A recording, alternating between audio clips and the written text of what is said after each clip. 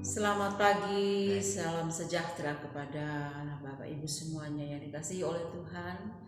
Pagi hari ini mari kita bersama-sama membawa hati untuk bersyukur, memuji, memuliakan Tuhan sebelum melakukan setiap aktivitas kita. Kasih Tuhan. Amin. Yesus.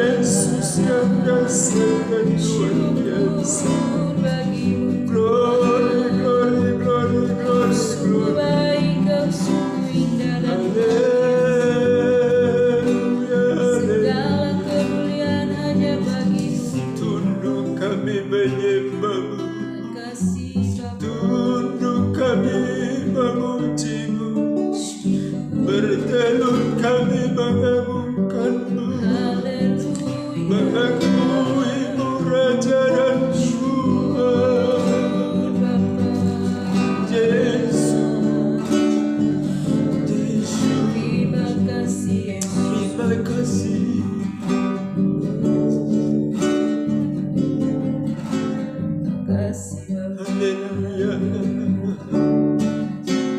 Saat masuk ke hadirat-Mu, ku tersyukur dan sembah-Mu. Ku persembahkan korban syukurku yang terbaik bagimu. Ku bawa korban syukur ke tempat kudus-Mu Tuhan. Hatiku limpah dengan syukur, sebab Tuhan baik. Oh, sebab Tuhan baik. Saat ku masuk ke hadirat-Mu, ku tersyukur dan sembah-Mu. Sungguh Tuhan, ku persembahkan korban syukurku yang terbaik bagimu. Ku bawa korban syukur ke tempat kudus-Mu Tuhan. Hatiku limpah dengan syukur, sebab Tuhan baik selamanya. Ku bawa korban syukur ke tempat kudus-Mu Tuhan. Hatiku limpah dengan syukur, sebab Tuhan baik. Oh, sebab Tuhan baik. Sebab Tuhan baik. Sebab Tuhan baik. Oh, sebab Tuhan baik. Haleluya, haleluya, haleluya. Haleluya. Sungguh Engkau baik, sangat baik, dan selalu baik bagi kami Tuhan. Haleluya. Engkau luar biasa, dahsyat dan hebat. Glory, Bagimulah pujian, hormat, kemuliaan sekarang Amen. sampai Terima selama-lamanya. kasih. Engkau saja yang layak dipuji, Yes. disembah Tuhan. Dan Yes. biarlah segala yang bernafas memuji Tuhan. Amen. Setiap lutut sujud menyembah-Mu, dan semua lidah mengaku Yes. Yesus Kristus adalah Tuhan, Raja di Haleluya. atas segala raja. Amen. Engkau memerintah di surga, memerintah di hati kami, Ya. memimpin dan terus menyertai setiap langkah hidup kami Tuhan. Amen. Terima kasih, biarlah umat-umat Tuhan, anak-anak-Mu dimanapun berada, kami sungguh menyadari ketika kami jauh dari Tuhan, maka kami gampang jatuh, kami tersesat di tengah dunia yang jahat ini. Tetapi biarlah Tuhan, umat-umat-Mu, kami senantiasa membutuhkan Tuhan dalam hidup ini, terus hadir dan memimpin, mengendalikan seluruh hidup kami. Terima kasih Tuhan, sucikan, kuduskan, tahirkan kami, anak-anak-Mu Tuhan, untuk kami boleh layak Terima dan hadapan. kasih. Pagi hari ini kembali kami mendengarkan firman Tuhan, Terima berbicara Tuhan, nyatakan isi hati-Mu bagi kami. Berikan kami telinga seperti seorang murid yang mendengar dan setia mendengar firman Tuhan. Terima kasih Bapa, kami sambut sabda-Mu hanya di dalam berkat nama Tuhan Yesus. Haleluya. Amin. Baik. Kita buka Alkitab kita di dalam Yohanes pasal 3. Kita sudah di Yohanes pasal 3. Kita akan baca secara bergantian. Bapak Ibu di tempat saudara menyimak Alkitab, saudara mengikuti pembacaan itu, dan Kita akan mulai baca dalam nama Tuhan Yesus Kristus. Percakapan dengan Nikodemus adalah seorang Farisi yang bernama Nikodemus, seorang pemimpin agama Yahudi. Ia datang pada waktu malam kepada Yesus dan berkata, "Rabi, kami tahu bahwa engkau datang sebagai guru yang diutus Allah. Sebab tidak ada seorang pun yang dapat mengadakan tanda-tanda yang engkau adakan itu, jika Allah tidak menyertainya." Jawab Yesus menjawab katanya, "Aku berkata kepadamu sesungguhnya, jika seorang tidak dilahirkan kembali, ia tidak dapat melihat kerajaan Allah." Kata Nikodemus kepadanya, "Bagaimana mungkin seorang dilahirkan kalau ia sudah tua? Dapatkah ia masuk kembali ke dalam rahim ibunya dan dilahirkan lagi?" Jawab Yesus, "Aku berkata kepadamu sesungguhnya, jika seorang tidak dilahirkan dari air dan roh, ia tidak dapat masuk ke dalam kerajaan Allah. Apa yang dilahirkan dari daging adalah daging, dan apa yang dilahirkan dari roh adalah roh. Janganlah engkau heran, karena aku berkata kepadamu, kamu harus dilahirkan kembali. Angin bertiup kemana ia mau, dan engkau mendengar bunyinya, tetapi engkau tidak tahu dari mana ia datang atau kemana ia pergi.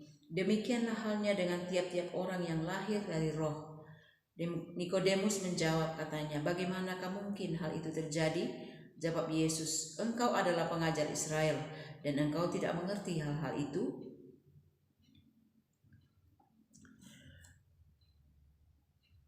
Aku berkata kepadamu, sesungguhnya kami berkata-kata tentang apa yang kami ketahui, dan kami bersaksi tentang apa yang kami lihat, tetapi kamu tidak menerima kesaksian kami." Ayat 12, "Kamu tidak percaya waktu aku berkata-kata dengan kamu tentang hal-hal duniawi.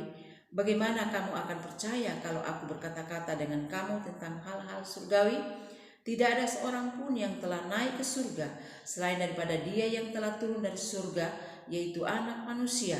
Dan sama seperti Musa meninggikan ular di padang gurun, demikian juga Anak Manusia harus ditinggikan, supaya setiap orang yang percaya kepadanya beroleh hidup yang kekal.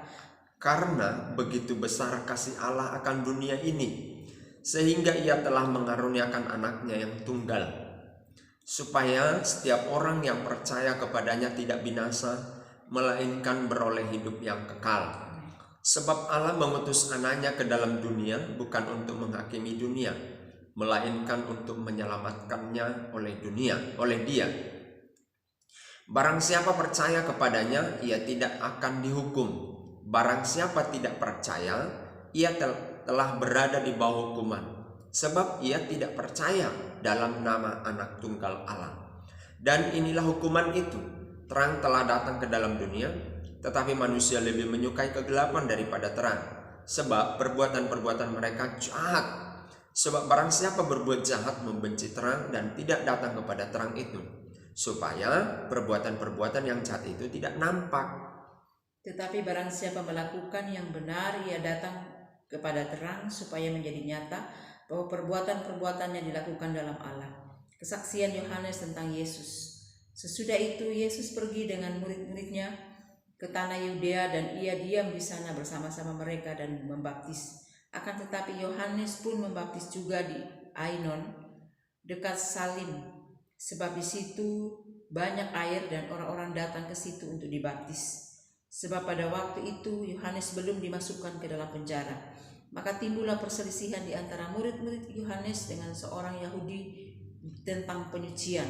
Lalu mereka datang kepada Yohanes dan berkata kepadanya, "Rabi, orang yang bersama dengan engkau di seberang sungai Yordan, dan yang tentang dia engkau telah memberi kesaksian, dia membaptis juga, dan semua orang pergi kepadanya." Jawab Yohanes, "Tidak ada seorang pun yang dapat mengambil sesuatu bagi dirinya kalau tidak dikaruniakan kepadanya dari surga. Kamu sendiri dapat memberi kesaksian bahwa aku telah berkata, aku bukan Mesias, tetapi aku diutus untuk mendahulinya. Yang empunya mempelai perempuan ialah mempelai laki-laki, tetapi sahabat mempelai laki-laki yang berdiri dekat dia dan yang mendengarkannya sangat bersukacita mendengar suara mempelai laki-laki itu. Itulah sukacitaku, dan sekarang sukacitaku itu penuh. Ia harus makin besar, tetapi aku harus makin kecil. Siapa yang datang dari atas adalah di atas semuanya. Amin. Siapa yang berasal dari bumi termasuk pada bumi dan berkata-kata dalam bahasa bumi. Siapa yang datang dari surga adalah di atas semuanya. Ia memberi kesaksian tentang apa yang dilihatnya dan yang didengarnya, tetapi tak seorang pun yang menerima kesaksiannya itu. Siapa yang menerima kesaksiannya itu, ia mengaku bahwa Allah adalah benar.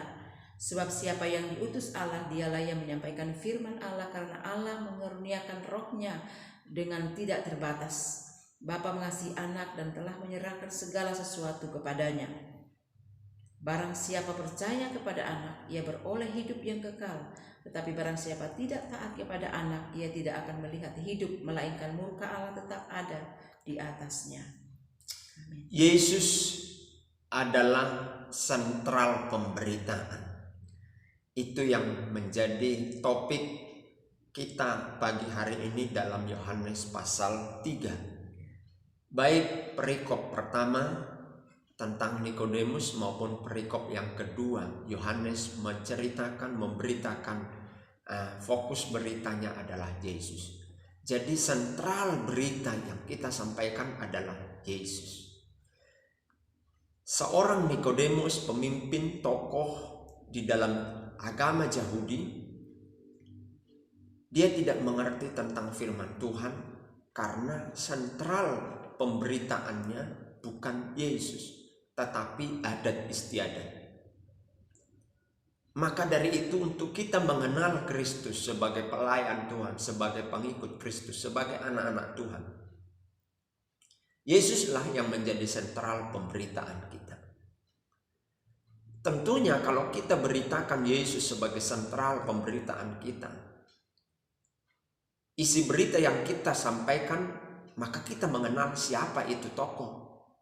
Satu misal, kalau saya menceritakan tentang Presiden Amerika saat ini, John Biden, saya tidak akan bisa menceritakan kepada saudara secara detail karena saya tidak mengenal John Biden. Saya hanya tahu dia Presiden Amerika Serikat. Saya tidak tahu keluarganya karena saya tidak mengenal. Maka sentral pemberitaan saya tidak akan kepada John Biden karena saya tidak mengenal. Nah, tentu kalau sentral pemberitaan seseorang adalah Yesus, baik dia hamba Tuhan, baik dia jemaat, maka sudah barang tentu dikenal. Suami akan mengasihi istri, istri akan mengasihi suami, gembala mengasihi jemaat, jemaat mengasihi gembala. Itu timbal balik itu harus ada. Dan itu terjadi sebagai hasil pemberitaan kita. Itulah berita yang hidup. Jadi bukan hanya ketika kita khotbah itu namanya berita yang kita sampaikan, bukan. Tapi ketika sehari-hari itu berita. Nah, kalau Yesus menjadi sentral berita kita, maka kita mengasihi istri, istri mengasihi suami. Begitu juga jemaat mengasihi gembala, gembala mengasihi jemaatnya. Haleluya. Karena apa? Karena sentral beritanya adalah Yesus. Yesus itu adalah kasih. Yesus itu adalah pemberian anugerah. Maka itu yang akan isi berita hidup kita. Haleluya. Puji Tuhan. Sebagai pengusaha, sentral dari berita yang disampaikan sebagai pengusaha adalah Yesus. Tidak akan diberitakan orang, wah dia pengusaha, suka nipu. Tapi dia, kalau sentral pemberitaannya Yesus, dia akan bilang, orang akan bilang, dia orang baik. Itulah beritanya. Haleluya. Berita itu bisa disampaikan seperti seorang pengkhotbah, tapi berita fakta dari kehidupan kita Itu juga berita, dan itu lebih kuat beritanya. Haleluya. Saudara bergandengan tangan suami istri ke gereja, ke mall, kemana-mana. Itu berita. Karena ada Kristus sentralnya di dalam keluarga itu.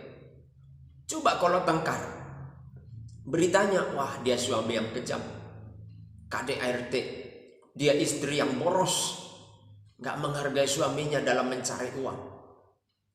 Karena apa? Sentral keluarga itu beritanya bukan Yesus. Haleluya. Dan yang keluar beritanya yang jelek. Jadi saudaraku, sentral berita kita adalah Yesus. Nikodemus sebagai tokoh, dia tidak mengenal bagaimana kelahiran baru. Dia hanya melayani tradisi, bukan melayani Yesus. Ada banyak hamba-hamba Tuhan hanya melayani organisasi, hanya melayani liturgi, tidak mengenal, tidak melayani. Sentral pelayanannya bukan Yesus. Sama seperti Nikodemus ini. Sentral pelayanannya tidak Yesus. Kalau Yesus sentral pelayanannya Nikodemus ini, maka dia akan tahu pekerjaan roh seperti yang digambarkan Yesus. Angin kita bisa rasakan, tapi kita tidak bisa lihat. Itulah pekerjaan Yesus, pekerjaan roh. Dan kalau orang beritanya sentralnya adalah Yesus, dia akan tahu ini. Itu sebabnya gereja-gereja karismatik, GPDI menggerakkan roh ini sebagai mesin gereja untuk memenangkan banyak jiwa. Sehingga semangat hamba-hamba Tuhannya terus tidak pernah pudar, berapi-api. Api Pentakosta terus menyala. Puji Tuhan. Saudara-saudara, jadikan perusahaanmu Yesus sentral beritanya. Jadikan rumah tanggamu Yesus sebagai sentral beritanya. Jadikan pelayananmu Yesus sebagai sentral beritanya. Maka saudara-saudaraku yang dikasihi oleh Tuhan, saudara akan lihat hasilnya. Tuhan memberkati kita. Haleluya.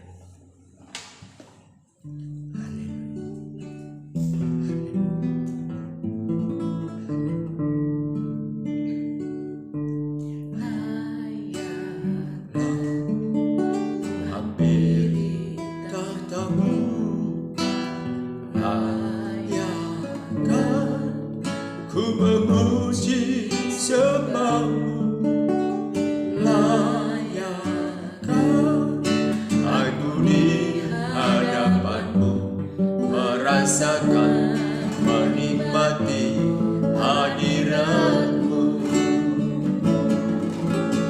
Basuh hatiku dengan darah yang mulia, basuh hatiku dari cemar dunia.